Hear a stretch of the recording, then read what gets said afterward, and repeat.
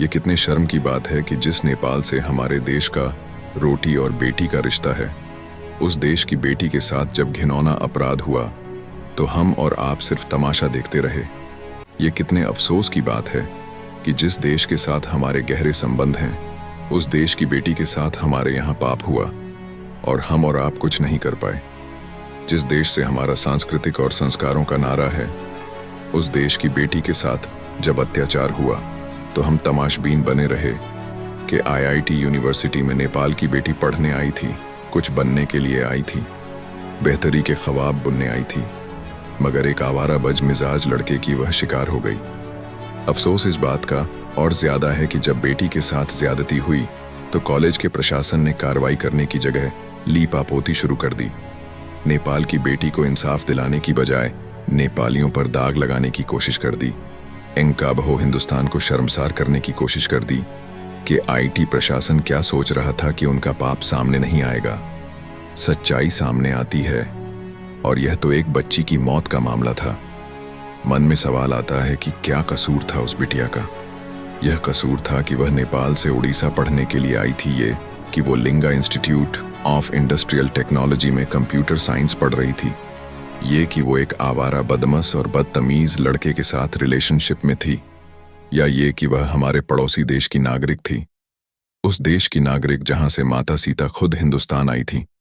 सच कहे तो कोई कसूर नहीं, उस बेटी का ऐसा कोई कसूर नहीं है जिसके लिए प्रकृति को अपनी जान गंवानी पड़ती, मगर उसे जान गंवानी पड़ी।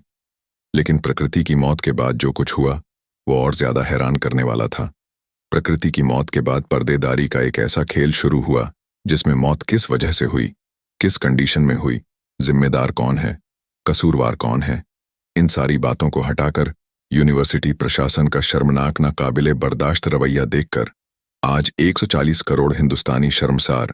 संगीत है, प्रकृति की संदिग्ध मौत के बाद के आईआईटी ने नेपाल के सारे छात्रों को बंधक बना लिया, उनके मोबाइल फोन छीन लिए ताकि इस मौत के बारे में किसी और को बता ना सके।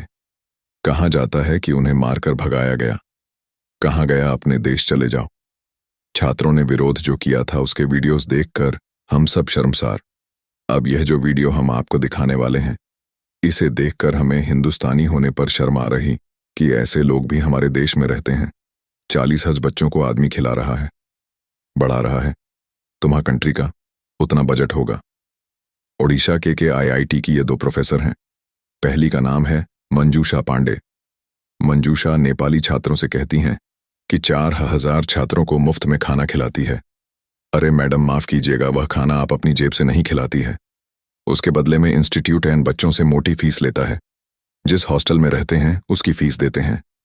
आप इस भ्रम से निकल जाइए कि आप अपनी जेब से इनको खाना खिला रहा। और दूसरी प्रोफेसर, वो इनसे भी 4 कदम आगे नाम जयंती नाथ नेपाल के छात्रों को बता रही हैं कि जितने का वो छात्रों को खाना खिला रही हैं वो उनके देश नेपाल के बजट के बराबर है।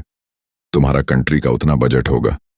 सच कहे तो यकीन नहीं हो पा रहा कि किसी प्रोफेसर की सोच इतनी छोटी घटिया कैसे हो सकती है, वो भी इस स्थिति में जब एक लड़की की मौत हुई है, संदिग्ध परिस्थितियों में मौत हुई है। उसने बार बार शिकायत की थी, उसकी शिकायत पर कार्रवाई नहीं हुई। उसके बाद वह कदम उठाती है और उसके बाद टीचर्स का यह रवैया, बाकी जो छात्र थे उनके मन में जो भय निकला, उसको समाप्त करने की जगह पर सच को छिपाने की ऐसी निम्न स्तरीय कोशिश, अपराध की पड़ताल करने की बजाय उनको औकात दिखाने की कोशिश। और यह सब किसके लिए? एक फूहड़ बदतमीज आवारा लड़के को बचाने के लिए। आप में से कई लोग होंगे जो कहेंगे कि हम फूहड़ बदतमीज आवारा क्यों कह रहे हैं। जिस लिए कह रहे हैं उसका प्रमाण यह ऑडियो है। आज माफ कर दो, मेरे मुंह मत लग बता रहा, कुछ उल्टा सीधा कर दूंगा। पूरा दिन शांति से रात जब आती है, माफ मांग चीज को समझ निकाल। यहां से सच कहे तो ये ऑडियो हम सुना नहीं सकते, क्योंकि इस ऑडियो को सुनकर आपका खून खोल उठेगा। इस ऑडियो में यह लड़का धारा प्रवाह गालियां दे रहा है, फिर भी बीप बीप लगाकर कुछ कुछ आपको समझाने की कोशिश करते हैं ताकि आप असलियत समझ सकें। प्रकृति को गंदी गंदी गालियां दे रहे इस लड़के का नाम अद्विक श्रीवास्तव है। अब मुझ माफ कर दो, मेरे मुंह मत लग, मैं बता रहा उल्टा सीधा कर दूंगा। ये वही लड़का है जिसकी वजह से आज यूनिवर्सिटी पर सवाल है। भारत नेपाल के रिश्तों में तकरार जैसी स्थिति हो गई है और 140 करोड़ हिंदुस्तानियों को ने यह घटना न केवल एक लड़की के साथ हुए अन्याय की कहानी है, बल्कि यह उस व्यवस्था पर भी एक गहरा सवाल खड़ा करती है जो सच को दबाने की कोशिश करती है। नेपाल की बेटी प्रकृति बेहतर भविष्य के सपने लेकर भारत आई थी। ओडिशा के KIIT यूनिवर्सिटी में वह कंप्यूटर साइंस की पढ़ाई कर रही थी, लेकिन उसे अंदाजा भी नहीं था कि यहां एक वहशी मानसिकता का शिकार हो जाएगी। अद्विक श्रीवास्तव नाम का एक लड़का उसे लगातार मानसिक रूप से प्रताड़ित कर रहा था।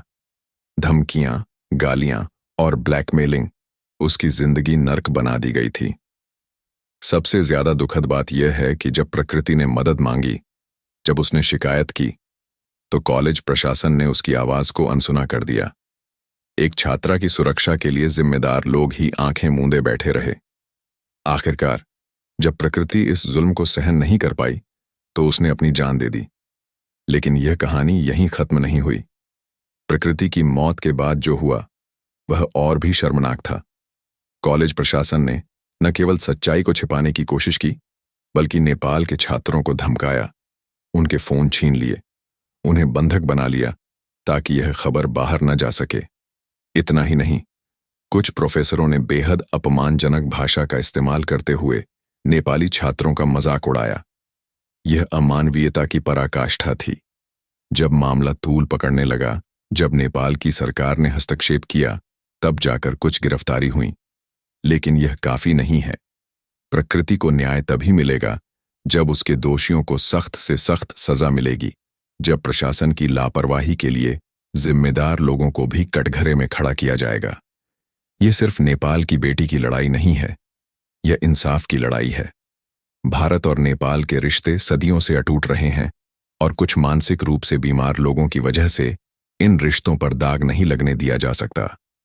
जो हुआ वह दुर्भाग्यपूर्ण था, लेकिन हम सबकी जिम्मेदारी बनती है कि हम इस अन्याय के खिलाफ आवाज उठाएं।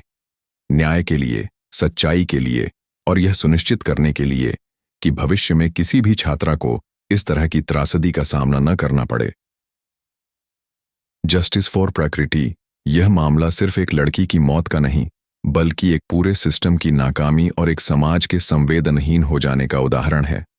प्रकृति नेपाल से भारत एक बेहतर भविष्य की उम्मीद लेकर आई थी, लेकिन उसे यहां जिस यातना से गुजरना पड़ा वह दिल दहला देने वाली है। अद्विक श्रीवास्तव नाम का लड़का उसे लगातार परेशान कर रहा था, उसे गालियां देता था, धमकाता था और मानसिक रूप से प्रताड़ित कर रहा था। प्रकृति ने कई बार मदद की गुहार लगाई, लेकिन KIIT यूनिवर्सिटी के प्रशासन ने उसे अनसुना कर दिया।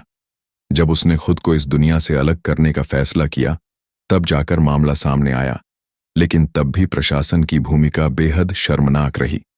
कॉलेज ने न केवल इस घटना को दबाने की कोशिश की, बल्कि नेपाली छात्रों को बंधक बना लिया, उनके मोबाइल छीन लिए ताकि वे किसी को कुछ बता न सकें। प्रशासन का शर्मनाक रवैया, यूनिवर्सिटी के कुछ प्रोफेसरों ने छात्रों को अपमानित किया, नेपाली छात्रों को धमकाया गया और उनके देश का मजाक उड़ाया गया। आरोपियों को बचाने की कोशिश की गई, बजाय इसके कि उन्हें सजा दी जाती। मामला जब तूल पकड़ा तो कुछ लोगों को गिरफ्तार किया गया, लेकिन यह सिर्फ लीपापोती थी। समाज के लिए एक बड़ा सवाल, अगर किसी लड़की को इंसाफ मांगने के लिए अपनी जान देनी पड़े, तो क्या हमारी व्यवस्था फेल नहीं हो चुकी? जब नेपाल जैसे हमारे करीबी दोस्त देश की बेटी के साथ ऐसा अन्याय होता है, तो क्या हम सबको खड़े होकर आवाज नहीं उठानी चाहिए? क्या यह सुनिश्चित नहीं किया जाना चाहिए कि आगे से किसी भी लड़की को इस तरह की त्रासदी का सामना न करना पड़े? इस घटना ने भारत और नेपाल दोनों देशों को झकझोर कर रख दिया है। नेपाल के प्रधानमंत्री ने इस पर चिंता जताई और नेपाल के दूतावास ने दखल दिया, जिससे यह मामला और भी गंभीर हो गया। इंसाफ की जरूरत यह सिर्फ प्रकृति के लिए न्याय की लड़ाई नहीं है, यह हर उस लड़की के लिए न्याय की लड़ाई है जो ऐसी मानसिक प्रताड़ना झेलती है।